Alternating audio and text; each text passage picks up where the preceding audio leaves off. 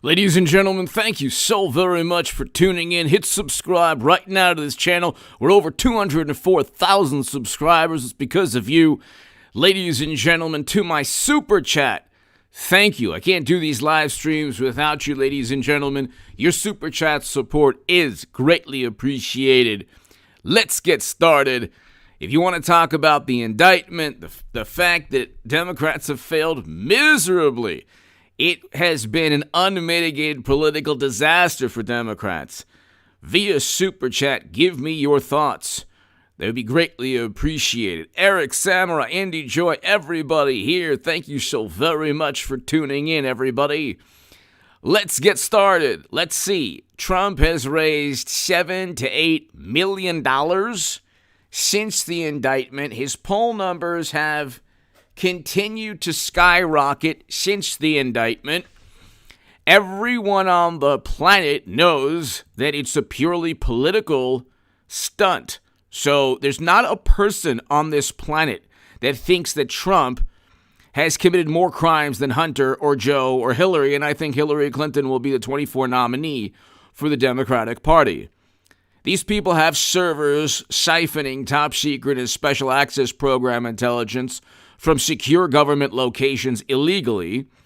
And we all know this. That Trump doesn't have servers, okay? Trump doesn't have incriminating laptops with salacious photos and videos and emails showing clear violations of the law, where people are asking him for influence on behalf of a certain company. He doesn't have those things. Okay, so Trump doesn't have actual criminal conduct. Every time they accuse Trump of something, it's an absurd leap of logic. He tried to undermine a democratic system. This is all an absurd leap of logic. These are the majority of allegations against Trump are purely opinion-based. Now, this indictment in New York is predicated upon this indictment in New York. Indy Joy, hello. Everybody here. Kristen, Rob, everybody here, hello. This indictment is predicated upon a federal crime. Andrew, hello. So a federal crime has to have been committed. They, completely and utterly dropped the ball, Democrats, on this. Alan Dershowitz eviscerates Alvin Bragg's potential Trump indictment. I have never seen a weaker case. So there's never been a weaker case. There's so many absurd holes in this indictment. I mean, where do we get started? The statute of limitations has already run out on any type of criminal statute against Trump. Okay? So what they tried to do is they had to combine state-level misdemeanors. They had to combine state-level misdemeanors with a federal crime. And to my super chat, again, thank you. I can't do this without you. But the FEC, Big Boy Blue, hello. The FEC did not find Trump. So the FEC did not find Trump. The FEC did find Clinton and President Obama's campaign and the DNC. The FEC fined President Obama's campaign $375,000, something like that, in 2008 for withholding the name of donors. Gee, I wonder why you would have to withhold the name of certain donors if you're a Democrat. So then the Steele dossier was purchased by Clinton and the DNC, and that caused the FEC to fine the Clinton campaign and the DNC. The only person who was not fined was who? Who was not fined, ladies and gentlemen? Oh, that's right. Donald Trump wasn't fined by the FEC. It was not a campaign finance violation. None of this was a campaign finance violation. Then you have Alvin Bragg and the district attorney in New York, the attorney general campaigning on getting Trump. Okay? The interesting thing is they actually have to make Trump, they actually had to turn Trump into the same type of political animal as the Clintons or the Bidens, who have years and years of scandal or controversy. I mean, in recent years, Biden, but mainly Bill and Hillary. So they had to cram 30 years of scandal and controversy into 7-8 years.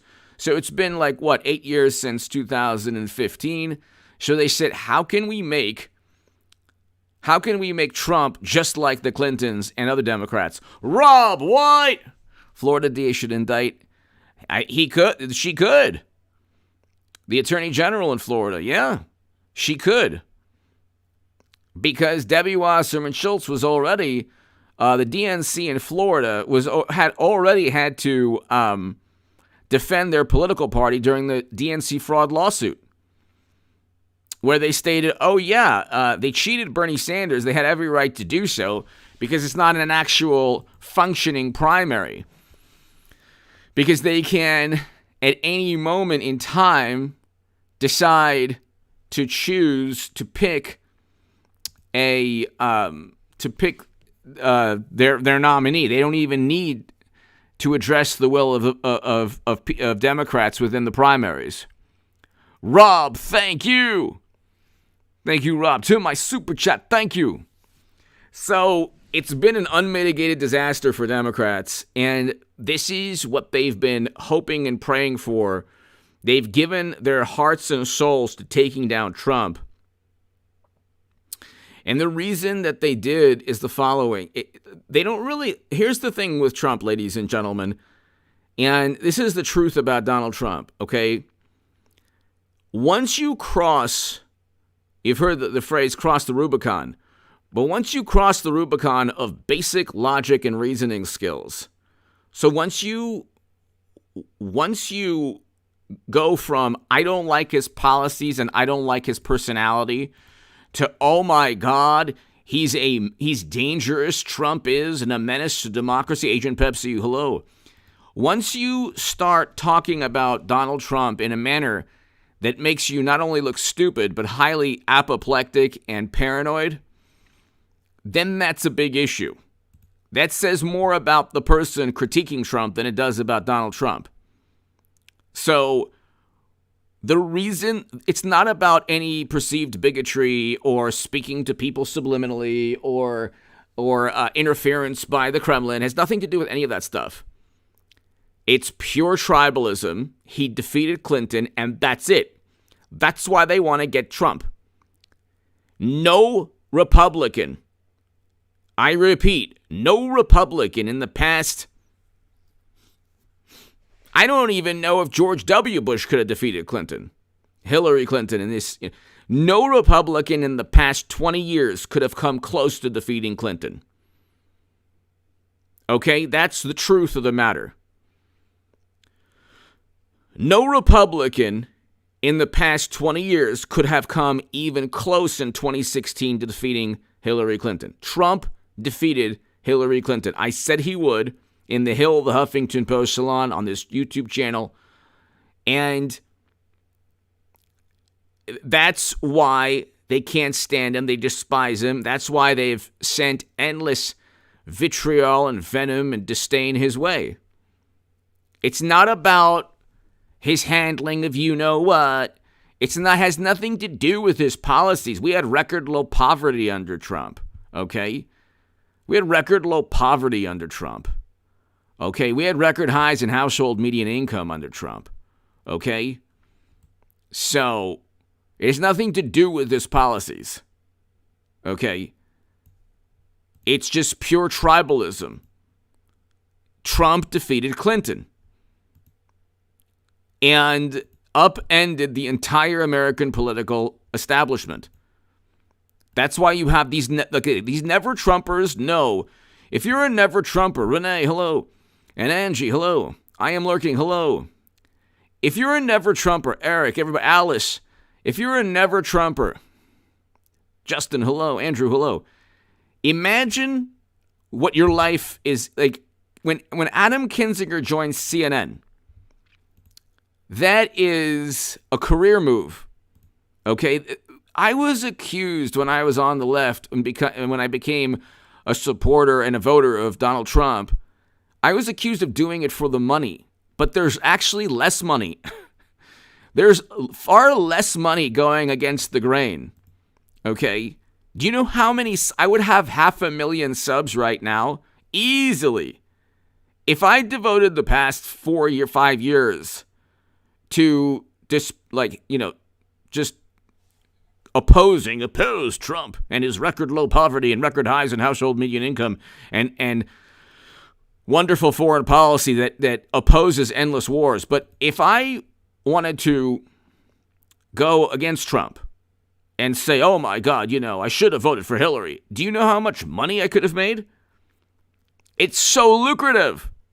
There's nothing to do, but there are certain decisions that are based on money. When Kinzinger votes alongside Trump 90+% of the time, okay, that's a big issue. And then opposes Trump for a crime that he didn't commit, because he's appointed along with Liz Cheney. Diane Stewart, blessed Easter to you and yours. Thank you, Diane. Happy Easter to everybody. Happy Easter, Diane Stewart. Thank you. Beautiful profile pic, Diane. Thank you. Blessed Easter to you as well. Happy Easter to everybody.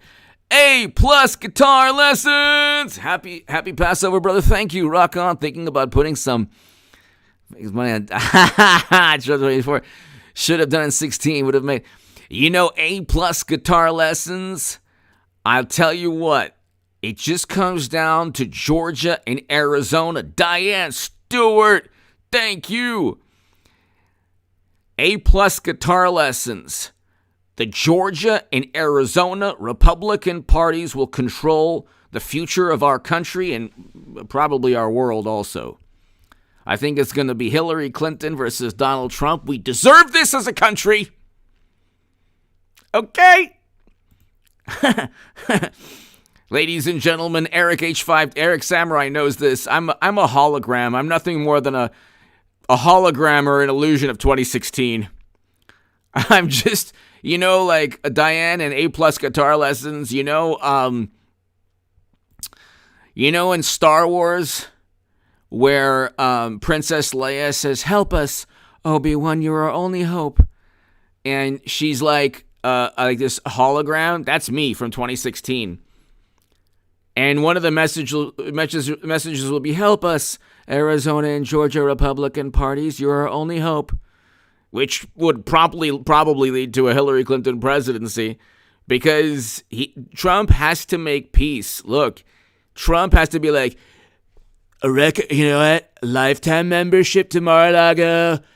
Everyone in Arizona and Georgia don't like me. Lifetime membership and free tickets to the USFL whenever we rebuild the organization again. Okay. I mean, it's all going to come down to one. Like the next year and a half is just basically one day in November of 2024. It's just one day, people. It's just, I've been through this too many times. I've been through it too many times. It just comes down to one day. That's it. It's just one day. Howdy, Ags, hello. It's just one day, people. A+ guitar lessons. Could you imagine Diane, A+ guitar lessons? Can you imagine Bill Clinton as the first husband? Oh my goodness, what am I going to do? I'm here all alone. Madam President is out.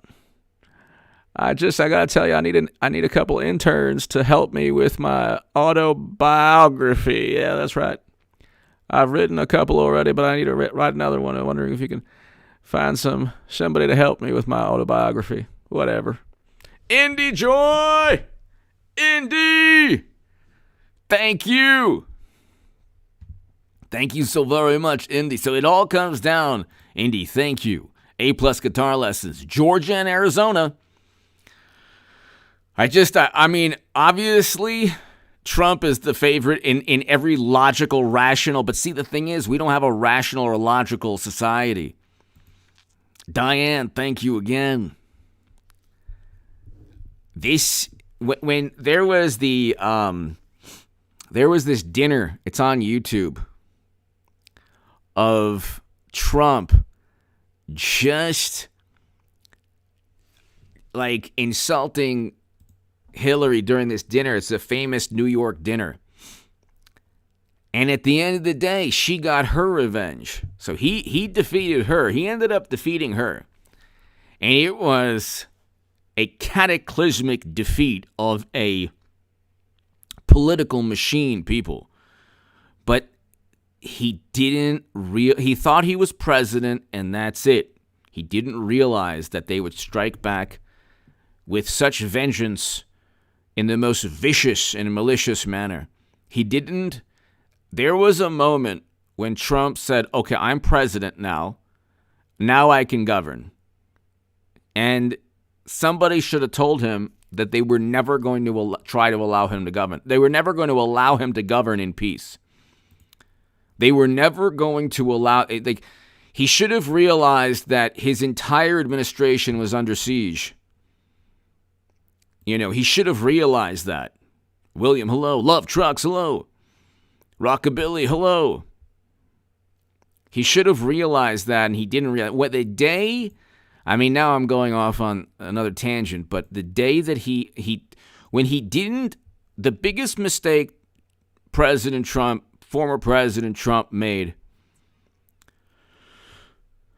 Kimberly, wasn't it? That roast was unbelievable, but the biggest mistake that President Trump made was not sticking with Michael Flynn. Because Michael Flynn did not, the initial accusation against Flynn was that he spoke, he committed some kind of crime by speaking to the Russian ambassador.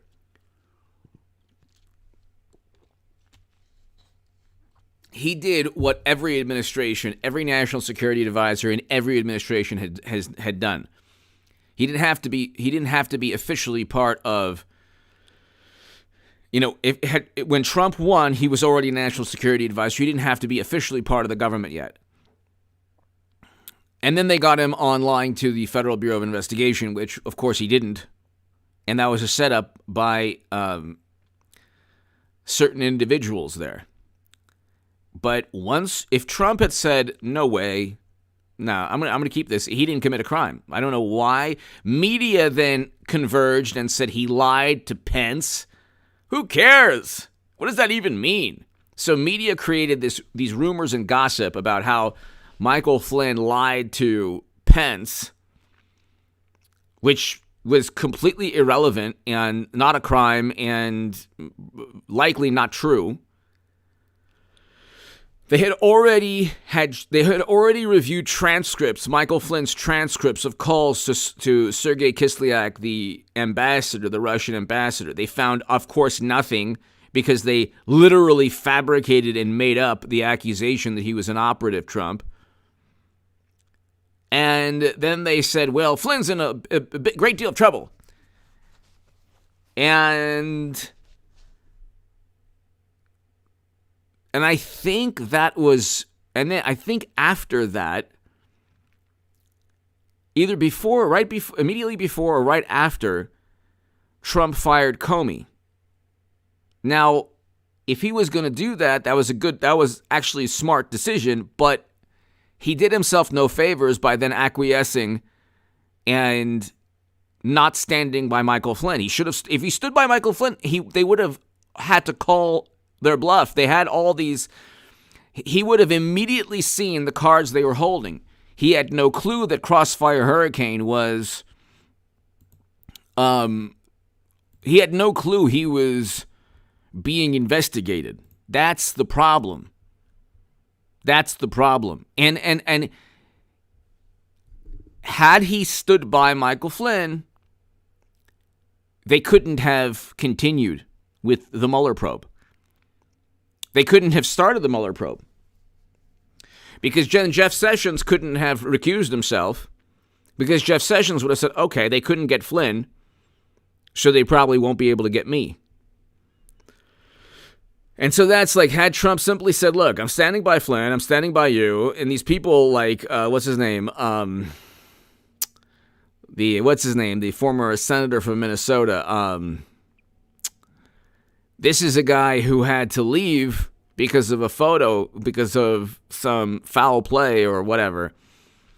And he was accusing, and these people all turned into McCarthy-era Republicans. These Democrats turned into McCarthy-era Republicans. So like, oh, did you speak to something? It's like when they grill Matt Taibbi. He's like, well, you know what? With Matt Taibbi, there was one photo of a body part from Hunter. It's like, so what? It has nothing to do with why the New York Post was censored. Oh, but that body part from Hunter. It's like, so it has nothing. The only reason you're bringing it up is to change this, to obfuscate and change the narrative from, oh yeah, Democrats censored the truth about them, to, oh, a photo of a body part, which is, by the way, the whole laptop is only full of those photos. Joe Valdez! Excellent profile pic. Stylish, classy. Joel Valdez. I can't believe I caught you live. Are the Trump walls back? I heard they were on unemployment. The walls are closing in. The walls are closing in. Can I tell you something? Joel Valdez, thank you. You know, this is like the Keystone Cops. Agent Pepsi, I didn't see that. Trump should have fired AG Sessions. I agree with you. I agree with you on that. Thank you, Agent Pepsi. Rob White, Diane, A+ Guitar Lessons, Indie Joy, Agent Pepsi, Joel Valdez, thank you, everybody. To my super chat, thank you. Joel Valdez, Trump is the only person on the planet who can get indicted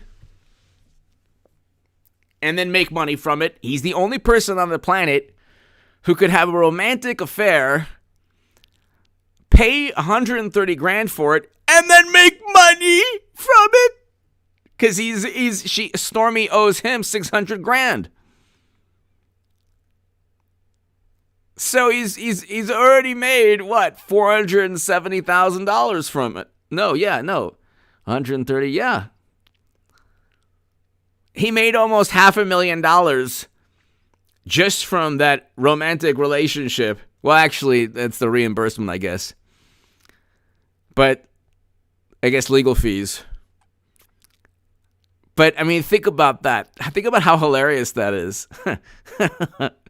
Stormy is like, I'm gonna tell the whole world. Give me $130,000. And he's like, and then Michael Cohen, does something on his own. Then at the end of the day, she has to pay him $600,000, and then he gets indicted. And then he makes more money. He gets $7 to $8 million in campaign donations.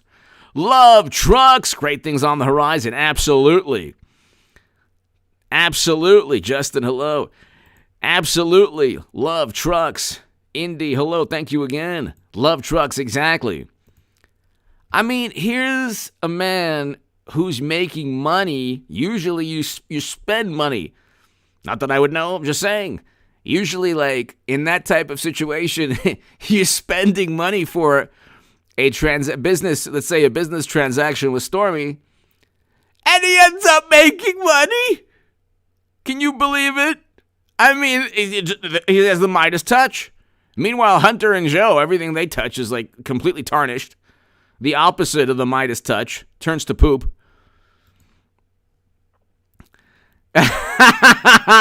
Joe Valdez. I'm going to try looking for such a deal. Joe Valdez. Love trucks. Thank you, Joel. I mean, the man, it's like he's the Obi-Wan Kenobi of politics. The man is the Obi-Wan Kenobi of politics. I mean, you just can't stop this man. Stormy, exactly. Joel Valdez, thank you. It's really interesting too, because they're like, we're going to indict Trump. He's indicted first, bruh. I love when I hear this also, the first president ever to be indicted. So yeah, this is the first Democratic Party ever to have such power and to be led by such vicious you know, they want such retribution for losing to Trump, because here's the reality of the situation. The Democratic Party, the walls are closing in on them. The country actually, the loudest people are on the left. They have all of media. Most people in the country don't believe liberal or extreme left ideology. Most people just want to make a living, and they don't want trouble, and they don't want to be harassed or intimidated. And the way the left works is nobody listens to them. Nobody even not only trusts them, but listens to them at all. If Democrats said, you should really do this, nobody would listen. So they have to enact they have to make people through various means, through intimidation or laws, they have to make people abide by their value system, which is just ban whatever. They don't ban speech, ban, First and Second Amendment. That'll make everybody safer, except, in cities that are run by Democrats, it's a complete travesty.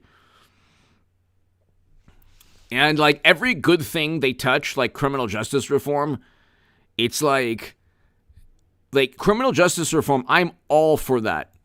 I am all for criminal justice reform.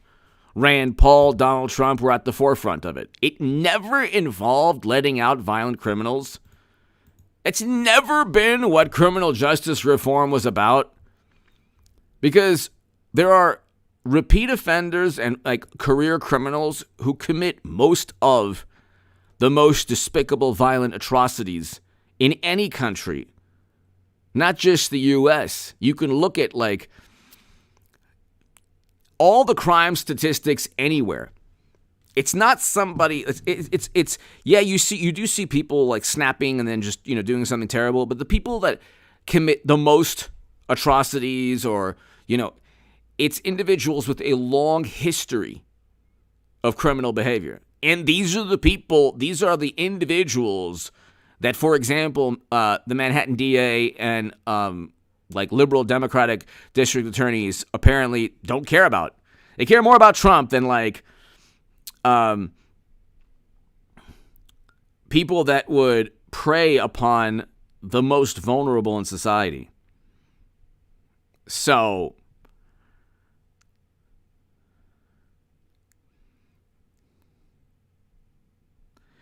it's interesting.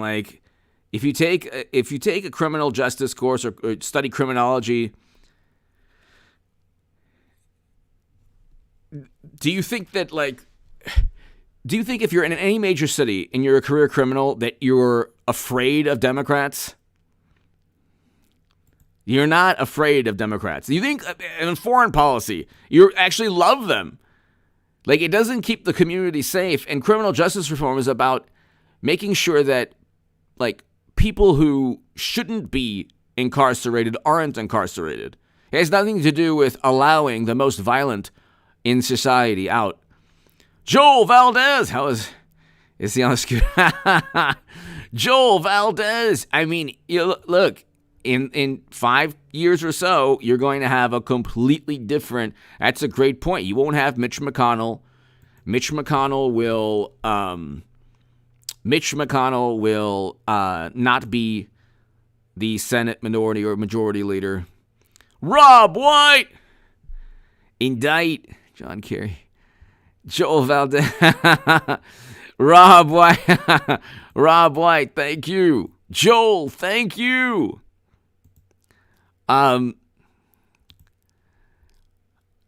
Mitch McConnell is could you imagine if Republicans actually stood by Trump? There'd be no stopping the Republican Party. There'd be no stop if they just. Rob, thank you. Joel, thank you so much. To my super chat, thank you. It's interesting, too, because the First and Second Amendment, Republicans and Democrats flipped roles. Or liberals used to care about the First Amendment. They used to care about speech. And now it's you can't. The people who want to curtail speech the most are on the left. Or the wonderful, morally superior liberal Democrats. And then it's interesting. Hunter had a firearms charge. Was never indicted. You have the Secret Service armed. You have security details for Democratic Congress people. But then every atrocity, and then you have atrocities halted, stymied, prevented by people, good people, who legally can, implement the Second Amendment. A lot of stories. But see, the Republicans aren't good at, they're not good at public relations. So you get every atrocity, you get Democrats yelling and shrieking at the top of their lungs. And the lack of logic is overshadowed by immense public relations and optics and something has to happen. It's yeah, you should probably ensure that any person intent on committing an atrocity is prevented by reciprocal force. We'll leave it at that. Reciprocal force. According to Thomas Massey, the person in Nashville went to one location and he was armed, and then went to another location. Good versus evil always prevails. Thank you. Thank you. And so it's hash paladin. Yes. Scooter Mitch, that's a t-shirt I want. Hash paladin, hello. One of the great names in this channel's history. Hash paladin, thank you. Great name. Thank you. The thing is, with Democrats, free will doesn't exist. The state will protect you at all times. The state will protect you at all times. And you're talking about, look, there are a lot of really beautiful, wonderful liberal Democrats. They're good people.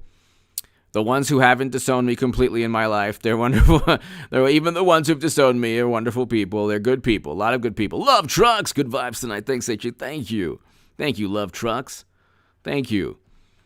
But here's the thing with the wonderful, morally superior, highly educated liberal Democrats. They don't really, on most issues, or I should say on a lot of contentious issues, they don't use basic logic and reasoning skills. They use a very warped and twisted view of morality filtered through their sensibilities. So they'll never say you have to disarm the Secret Service. They'll never say that. They would never say disarm police. Most of them wouldn't. Some actually would. And they wouldn't understand, they wouldn't answer the question, well, every time a madman tries to implement as much devastation as possible within a location where people are unarmed, how does the madman lose his life? What stops the madman? A vote for Democrats? A campaign donation to mashed potato brains? What stops the person? What stops a madman in every atrocity, in every tragedy? What stops this person? Why does this person stop? Because apparently they either stop themselves doing something, which I'm not going to explain, or a police officer or somebody stops them using reciprocal force, which we won't describe on the live stream. Okay. So I have to speak in algorithmically friendly manner. They don't want to address that the cold calculus, the cold reality of why these things take place. We have a country of 320 million Americans.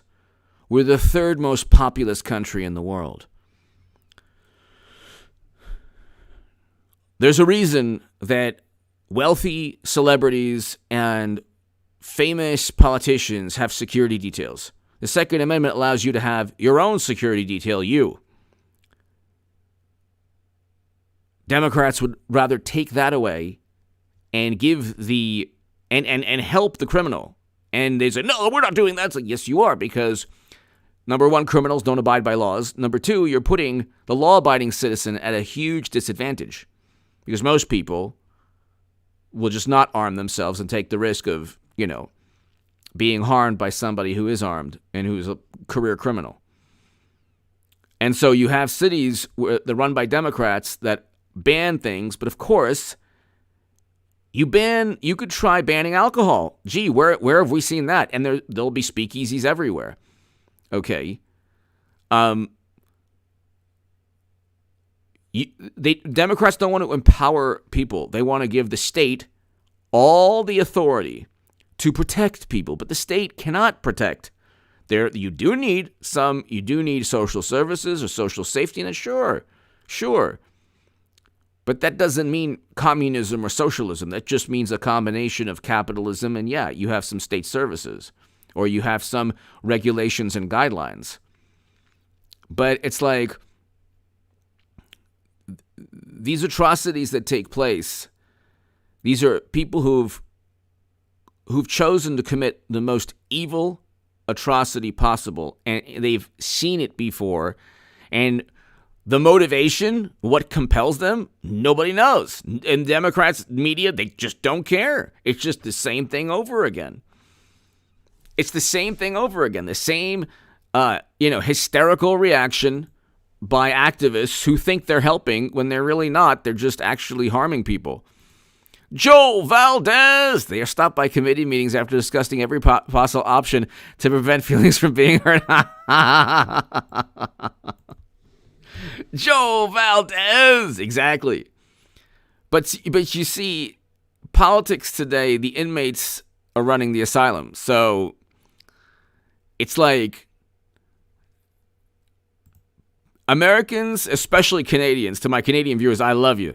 If you're watching this, there's a great many Canadian, conservative or people who are, but even populist or conservative or, not extreme left. But it's like, if you tell the average American, I would say if you tell half the country, half of America or most of Canada or half of Canada, if you said to them, you will be called a bigot if you don't hop on one foot and juggle flaming bowling pins while singing the national anthem and trying to kick a soccer ball into the net with your other foot.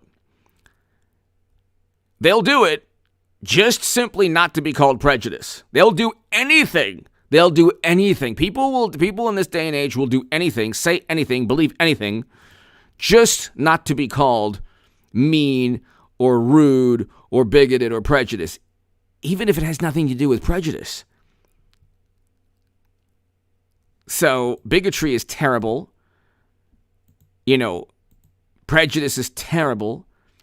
But now a different viewpoint has been labeled, has been redefined. If you disagree or say, I have no problem with anybody, but I'm not going to change language. I'm not going to change certain ways of communication. That's viewed as, you're a monster who should never have been born. So the absurd leaps of logic, there's always, and I'm speaking in obviously roundabout terms, but there are leaps of logic.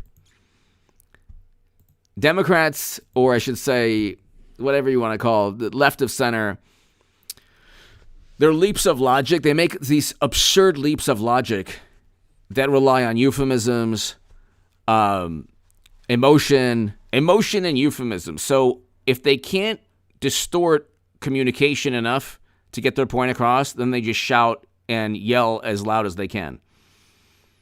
Which is, and you see, most people, see, this is the thing. The intimidation, and this is why, it's the Democratic Party on the ropes, because most Republicans now are socially liberal. They really don't care. They're libertarian when it comes to things. They don't care. They care about maybe changing language or being the imposition of having to communicate a certain way. But they don't really care. There used to be a time when people couldn't live their lives really the way they wanted to out in the open, but you can live your life. Like, it's good. Live your life the way you want. Live the life that you want to live at all times. But don't expect to enter the mind of every American and have them agree with everything that you feel or say or do. And that's the real problem. You see today like a lot of this kind of groupthink where there's no one looks in the mirror. Like, they only look at Trump as like they're obsessed with this man. They're obsessed with Trump. It's so weird what took place. Like, prior to 2016, you could watch an award ceremony. You could read a comic book.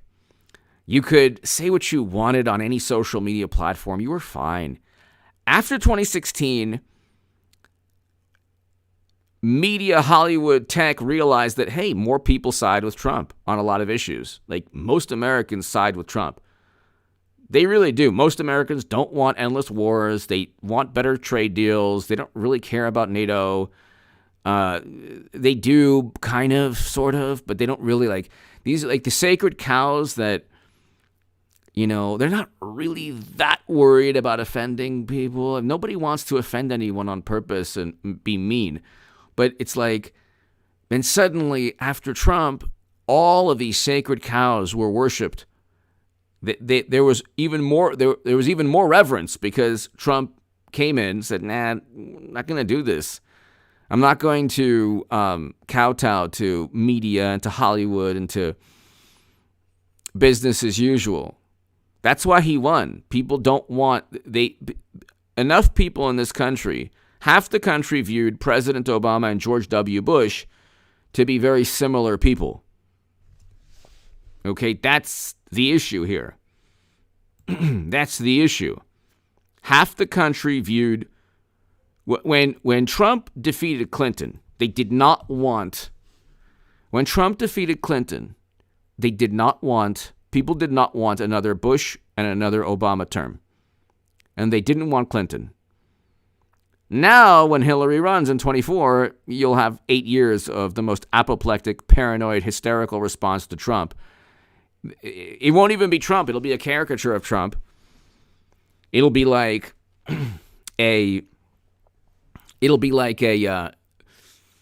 this image of this monster.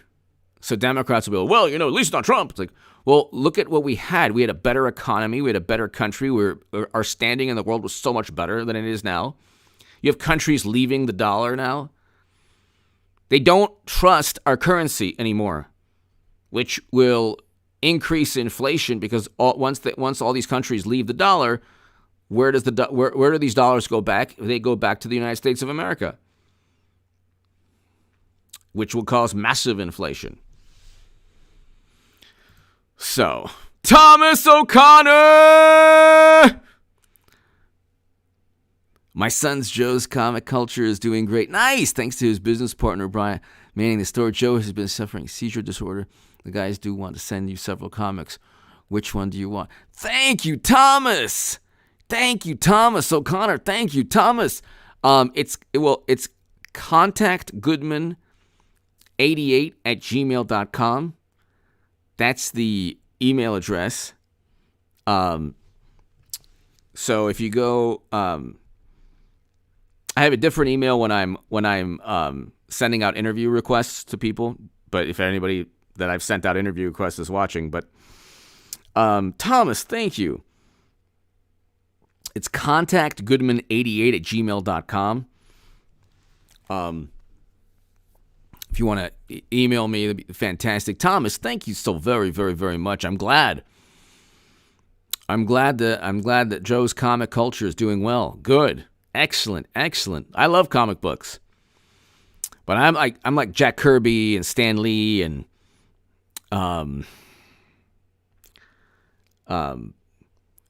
the old school. Thank you so very much, Thomas. Joel Valdez, he destroyed sacred cows and horses. Joel Valdez. Thomas O'Connor, thank you. Thank you. Joel, as always. And Thomas, you get to the history of comic books. The story of how Batman was created. So Bob Kane created Batman, but also Bill Finger did also. A gentleman named Bill Finger, who was instrumental in also creating Batman. And we found this out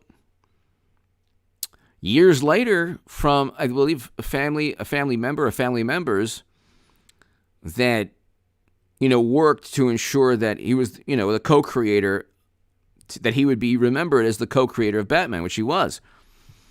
And then you had Jack Kirby and Stan Lee, and they created so many great characters. Jack Kirby created so many great characters.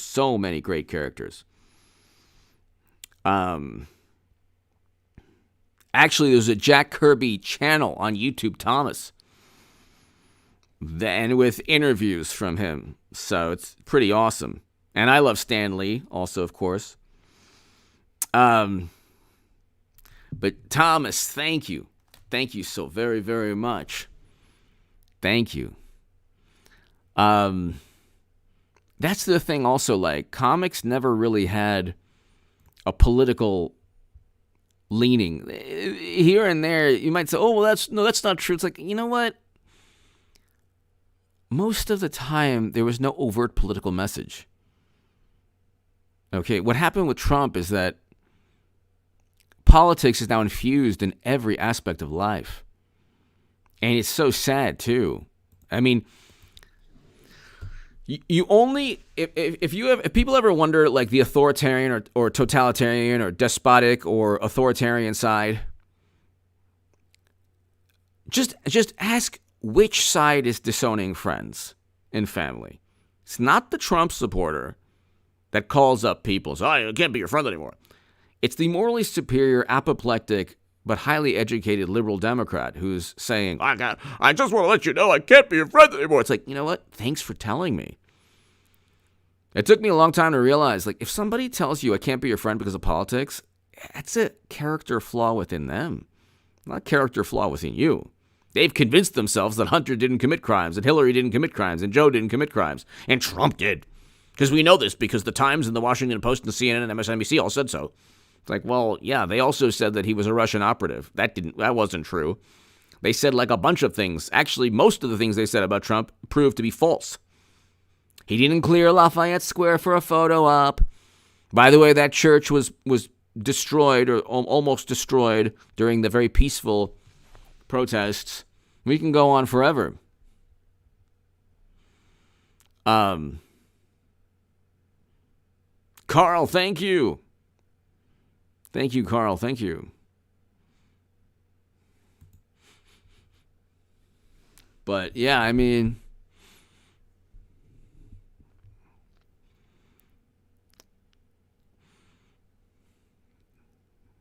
it is sad that the world we live in is so infused with tribalism. That is sad. That is a sad thing to. That is an unfortunate reality of today's world, where you could Jimmy Kimmel, for example. That's not speech. That's a campaign finance violation. Stephen Colbert, every single night. Okay, every single night. Late night talk show host Stephen Colbert, Jimmy Kimmel, Seth Meyers. If they're saying the same thing all the time, if they're saying the same thing, Trump is a Russian operative. That's true, huh? That's very true. Biden has a great economy. That's true also. We have inflation at 6 to 7%. The Bulletin of Atomic Scientists have stated we're 90 seconds to midnight. Never happened with Trump. Invasion under Biden's watch. So, yeah. Objectively, it was better under Trump. Objectively. Life was objectively better under Trump. But you look at, it's like you can't have, imagine if the tables were turned. You're getting free political advertising. If you're consistently insulting Trump every single night, you're giving Democrats free political advertising if you're coordinating with them. And it's almost certain that these producers and directors are coordinating with either staffers or activists or lawyers or public relations executives or the actual politicians themselves within the Democratic Party. So,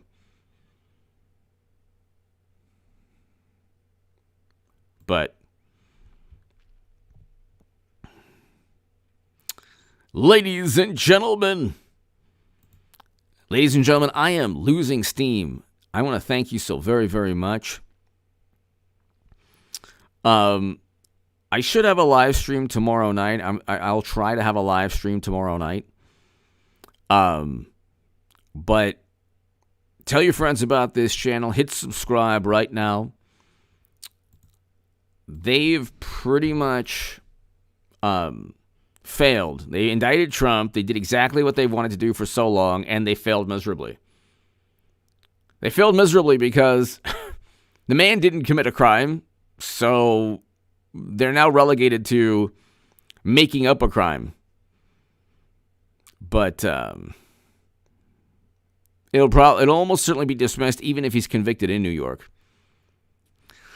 because the FEC didn't view it to be a fine. So there's no federal crime here to elevate, to boost the misdemeanors.